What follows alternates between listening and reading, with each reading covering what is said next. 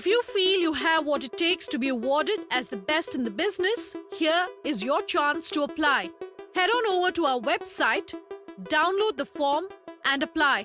If you face any troubles when applying or feel the need to get in touch with us directly, email us, call us, tweet at me directly at Sunanda_J or join our Facebook group. Hello and welcome to Leaders of Tomorrow, 18 Hours special initiative that celebrates the undying entrepreneurial spirit of micro, small and medium enterprises. This is the only daily MSME platform in the country, a show where you can voice your concerns and get answers to all your queries directly from our team of experts. We understand the issues that you, the MSME entrepreneur, face, and the show aims to bring you the most relevant and the most updated information on everything related to your businesses. Today, I'll bring you a quick recap of a panel discussion I did on organic branding for MSMEs earlier. On the show today, a chat with Jagatjit the Industries on our Insights segment, and on Bright Sparks, we're featuring the Green Snack Co. as well as delivery. In an age of social media, organic branding can be an MSME's best bet and best friend. I caught up with the entrepreneurs behind My Dentist and Creda to ask them how they are and MSMEs can use organic branding. Listen. In order to get the person to engage with the brand, there are two ways to do it. Either you do it organically by providing him some way of getting in the whole ecosystem, or otherwise, going out into mass media and what they typically call a large branding push. Being active on Facebook, Twitter, Instagram has been very, very crucial, and we have been able to connect to our audience very well on those kind of platforms, and it worked for us because our target audience is again the on the lines that that it is very predominantly use the social media angle. Also on the side of a free model. Is yes, for example, there is a funnel. So there is a large pool of people who just discover. Then there is a set of pool who engage. Then set of pool try, and then finally who will purchase. So if as a brand, if you're present to anyone who is just discovering, someone who is just trying to see a review of a bike, and he sees an expert review from Creda, that is the first touch point he creates with us, and then there is high chances when he wants to engage or want to try, he will come back to us. So that's where we try to position ourselves. That's where we try to engage with the customer at the first level of discovery. That's what we try. How do brands in India Inc. handle turmoil and transitions when it is all the talk right now in the industry? One woman tasked with modernizing and recapturing market share of one of India's oldest distillers spoke to me about what it takes to turn businesses around. I caught up with Jagatjit Industries. Listen in. Roshni, thank you very much for speaking with us here in the Leaders of Tomorrow. Let me start by asking you, what have been some of the biggest changes that your industry has seen over, say, the last decade, and what, in your opinion, is going to be the biggest disruptor going forward? Thank you so much for having me here, Sunanda. Our industry has gone through major changes in the last 10 years. I think one of the bigger changes would be perhaps the distribution channel in itself having changed. However, in some ways, we are an industry that is completely regulated by government. Those things haven't changed very much. The biggest disruptors in our industry that will perhaps come in the future, in the next decade, I think would be vis-a-vis automation and on the factory floor. I think robotics is huge, and that will have a huge impact on the industry floor at some level. I also think brick and mortar is the way we trade today. Just gauging from FMCG, from retail and every other level, if you look at that, people today are going to brick and mortar less and less. We today buy all our liquor out of liquor stores. I think that disruption has to happen at some point in the next couple of years. Let's talk about government regulation for your industry, Roshni. This is, of course, one of the more highly regulated industries as far as India is concerned. Can you give us a sense, really, of what sort of changes you'd possibly like to see in India? Okay, it's awfully regulated, actually. Every step of the way we are regulated. I think the changes that one would like to see is to be treated the same as every other industry in India, which is to at least be able to have the ability to determine your own price. To have free pricing, which we don't have. The government controls our price at every level. So I think that would be one of the big things that we would look to see. change. The other thing that would be also nice is that because we are regulated so much, and somewhere along we seem to also sort of end up being sort of vote bank politics, this whole sort of policing of, states, prohibition, non-prohibition, we can't survive without revenue, so we go back to status quo. It would be nice if we were just left alone, just the way every other industry has been. The government is free to tax us, to excise us, but, let us also function business just the way everybody else does. That's an interesting viewpoint, Roshni. Maybe I can ask you at this point to pick one or two of the things that happen in the global alcoholic beverages industry and ask you to compare how possibly we could have some of those rules or some of those regulations here in India as well, and what changes it could possibly bring for the domestic market. Well, globally, pricing is freely determined. Second, I guess this is the more obvious one, where the governments abroad allow for advertising in a responsible way. India, you don't have advertising allowed in liquor, so you're always using surrogates. So this would be some of the things that one could perhaps sort of borrow from global industry. What are the rules and regulations that exist right now as far as restructuring of companies go, Roshni? Maybe you can break it down for our viewers in terms of the one or two top things that they need to keep in mind if they're looking at restructuring of their own companies, and also whether these rules and regulations are different as far as the alcoholic beverages industry is concerned from the rest of the industry. So ours is not a restructure in the sense that banks have restructured. This is an internal restructure. So there are no rules and regulations that we are per se following, because it is what we are doing is we are making ourselves more productive, more efficient, and it has been taking on better teams to work internally, and on an external basis we've done rebranding. So in this ambit, government rules and regulations means we are a regulated industry, so we follow the rules. But vis-a-vis the restructure, nothing specific, at least for what I am doing over here. Okay, let me take a quick step back and talk to you about what your own journey has been like at your company from the time you've started. You said you have a very interesting role in terms of being the Chief Restructuring Officer, but some of the highlights, maybe one or two of the highlights that you can talk about to our viewers. So when I began, for instance, I began initially, as I said, by running these audits to figure out what was wrong. Post that, I think the important part of my restructure, one of my biggest parts of my restructure actually has been building a team. Without a team, there is no way we could move forward. I don't think it's possible for any individual to do the job of turning a company around. It is in effect the team.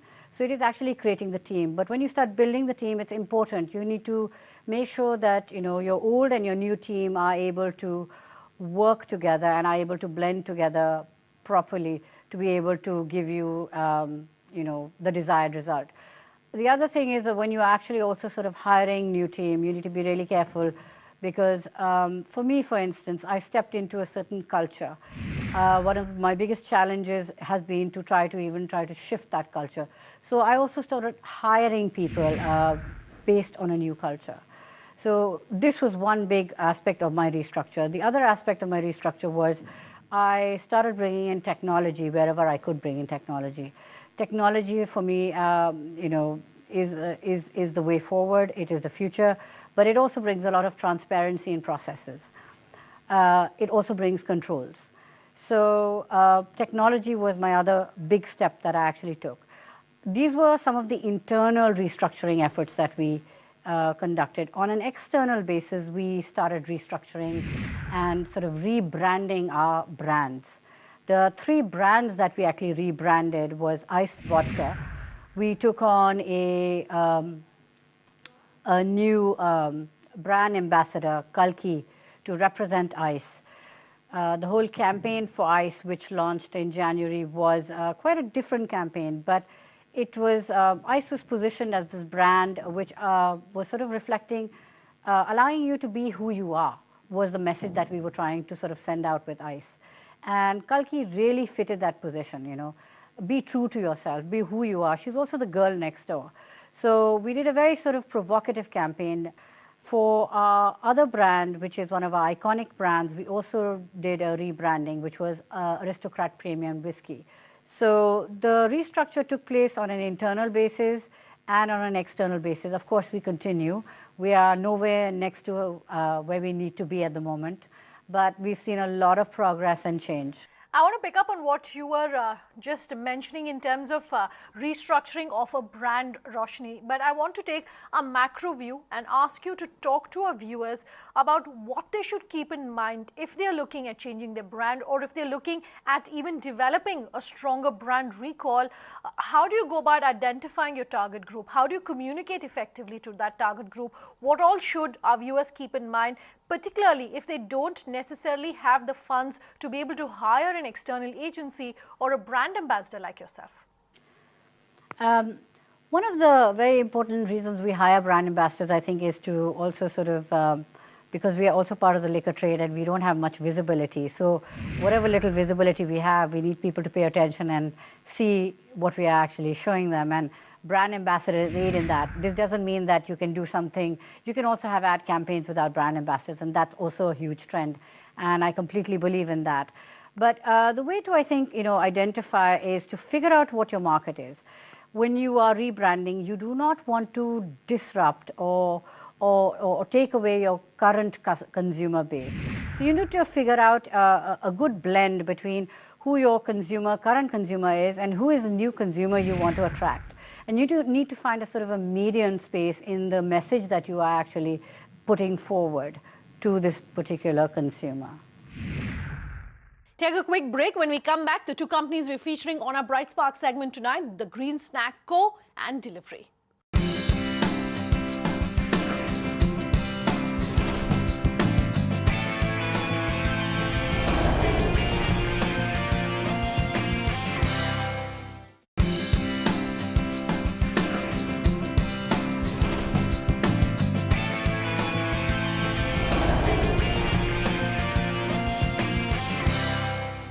You're back with us here on The Leaders of Tomorrow, and tonight we're featuring the Green Snack Co. and Delhivery on our Bright Spark segment. Stay hungry, stay foolish. Maybe Steve Jobs' life philosophy, by staying hungry for anyone wanting to stay fit is foolish too. Curating healthy food without compromising on taste is Green Snack Co. Shubhangi Sinha caught up with the founder to bring you MSME's tips on how to enter and survive a niche market this time. Snacking to an Indian mind is an instant montage of samosas, biscuits and crispy delights dipped in gluttony. But can snacking be tasty and healthy? Mumbai-based Green Snack Company says yes. This startup was the brainchild of first-time entrepreneur Jasmine Kaur, who through market research found the need for healthy snacks. Tell us about your company, the Green Snack Co. What was the inspiration behind it? So the inspiration really has been to cater to this unmet need that is there in the Indian snacking market today for genuinely healthy snacks that are also tasty. There seems to be this myth in the market that, or in the consumer's mind rather, that if something is healthy, it cannot be tasty. So one, we're really out to break that myth by introducing products that not only give you that dose of yumminess and great taste and that crispiness and all of that, but also are genuinely good for you. Now, being in the snacking space could be particularly difficult in India given the varied taste palettes. So how do you manage to maintain a client base despite that? So what's interesting about our products is that while the sensibilities could be slightly international in the sense that we're using products like kale and quinoa, but the tastes are very Indian. So we've really gone out of our way to Indianize the taste as per the Indian palate and make them tasty. Like for example, if you look at our kale crisps, we've got flavors like Thai sweet chili, which has that slight tangy, spicy note to it. We've got a cheesy flavor. We've got a salty flavor. So these are flavors that are Indianized to our palate, yet they come with international sensibilities. You deal with a lot of fresh ingredients like kale and quinoa. So how do you manage the inventory for it? What we do is that we source our ingredients locally. We don't import any of our ingredients. And we do that very proudly because we want to be a brand we are a brand that's made in India, and we want to use products from India itself. All the ingredients that we use are completely fresh. We don't use anything that's packaged. And that really tends to enhance the taste and the flavor and the dose of nutrients that you get when you consume these products. In terms of inventory management, since these ingredients are all locally sourced, we source them from local farms in Maharashtra, Karnataka, various other parts of the country. Inventory management as such is not really too much of an issue for us. These snacks, which are manufactured in-house to keep a tab on quality, are retailed both online and offline, a mix which Jasmine says is perfect for the nature of the business. You retail your products via retail stores as well as online. So what has worked for you more? In terms of the overall size of the market, the biggest chunk of it still is offline for a consumer product. And we also have our presence across about 15 cities today, across various channels and general trade and modern trade and different kind of platforms. And that is really where the chunk of the business comes from.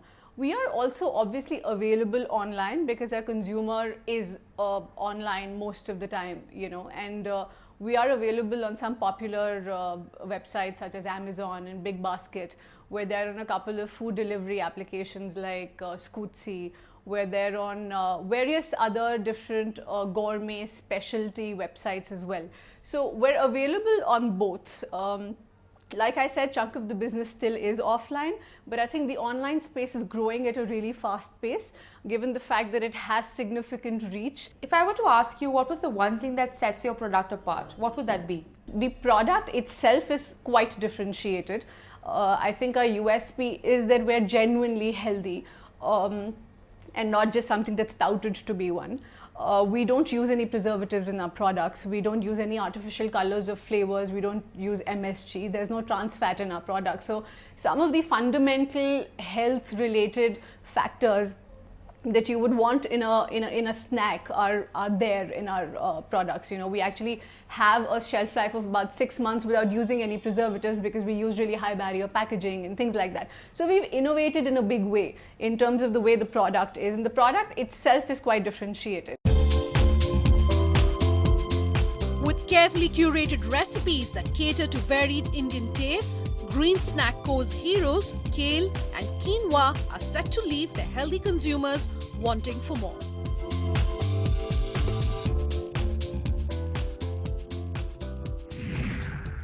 With the rise in e-commerce ventures, logistics and on-time deliveries have become the need of the hour, and one company that has sought to solve this problem of warehousing and delivering packages to the remote cities in the country's delivery, Poulami Mukhopadhyay met the founders to really understand the challenges of the sector and tips for MSMEs in this space.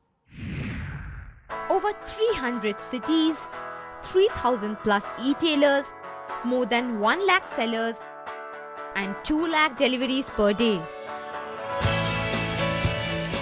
Meet the ninja of express logistics services in India, Delhivery. Incorporated in 2011, Delhivery provides services like delivery of products, third-party fulfillments, warehousing for various companies in India. We caught up with Delhivery's founder Sahil Barua to find out about his business model and how this startup helps MSMEs reach 1 million customers. Sahil, when did you start this company Delhivery, and why did you start a company focused solely on delivery processes? We were looking for opportunities to build something that would be applicable to a wide range of businesses. And when we spoke to multiple players in the e-commerce space, we realized that logistics was a common challenge that they all faced. And that's why we decided that we would get in and try and solve a common problem for the entire industry versus solving a specific problem for a specific set of customers. Also, when you think about e-commerce as a whole, e-commerce really is modern retail in India.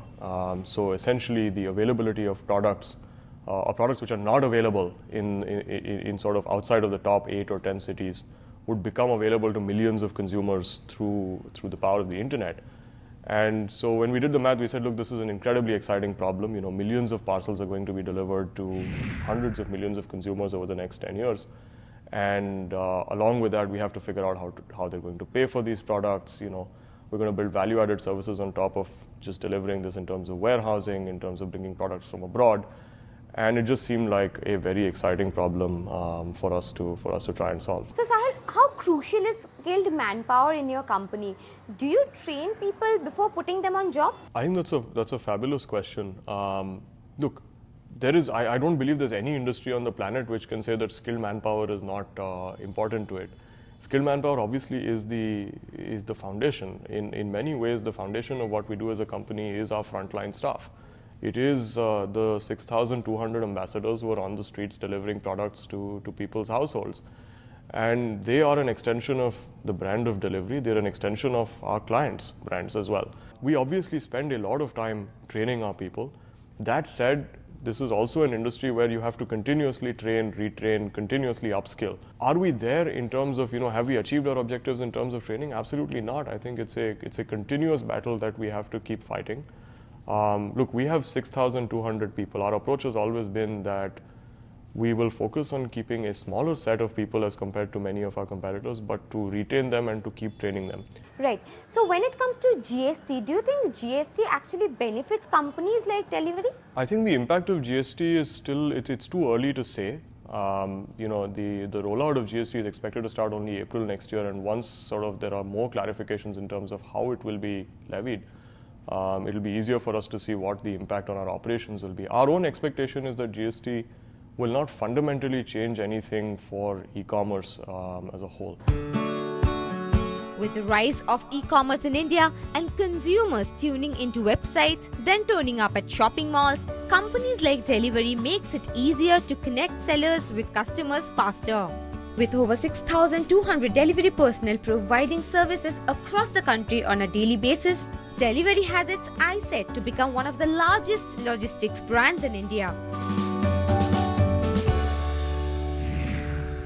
Tonight, we brought you tips on organic branding. Do remember, if you're a company that wants to be featured on the show, you can always write into us at leadersoftomorrow@timesgroup.com. You can tweet at me personally. The Twitter handle is Sunanda_J. You can reach us on social media using the hashtag LOT or call us on that number you see on your screen. We promise to have all your queries answered. Thanks for watching. Have a good night.